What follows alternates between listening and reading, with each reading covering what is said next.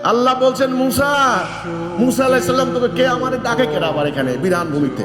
বলছে আমি তোমার রব প্রভু, আমি বসে আছি, আমি জানতাম আজকে তুমি এখানে আসবা, আমি জানি।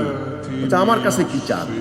ফেরাউন উদ্ধত অহংকারী স্বৈরাচার, ফেরাউনের কাছে যাও, বলো আমি একমাত্র রব। ও নিজেকে রব দাবি করছে, যাও। মুসা আলাইহিস সালাম বলছে আল্লাহ রাব্বুল আলামিন তুমি তো জানো কত বড় সম্রাট, ক্ষমতা তার বাহিনী বিশাল, আমি জানি তো। বলছে মুসা আলাইহিস সালাম বললেন আল্লাহ তুমি কি বলো এটা, আমি তো অসহায়। আমি বলছি মুসা ছোটবেলায় তোমার মাকে বলছি না আমি দরিয়া ভাসাই দাও, তোমাকে কে বড় করছে? আমি বড় করছি। কোথায় বড় করছি?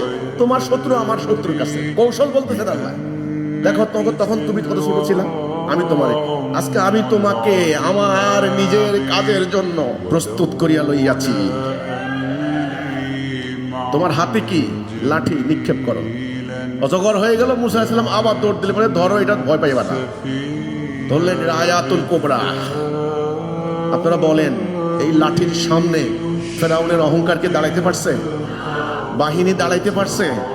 সাম্রাজ্য টিকছে? তছনছ হয়ে গেছে না? এটা লাঠি। জিজ্ঞাসা করছেন আল্লাহ যে এটা দিয়ে কি করো? আল্লাহ কি জানে না এটা দিয়ে কি করে? জিজ্ঞাসা করছেন কি করো? বলছে গাছের লতা পাতা বাড়ি আর আমি ঘর দিয়ে হাঁটি। কিছু না, একটা লাঠি। সেই লাঠির আঘাত সইতে পারে নাই। এই লাঠি তো লাঠি না, এটা স্বয়ং আল্লাহর সাহায্য।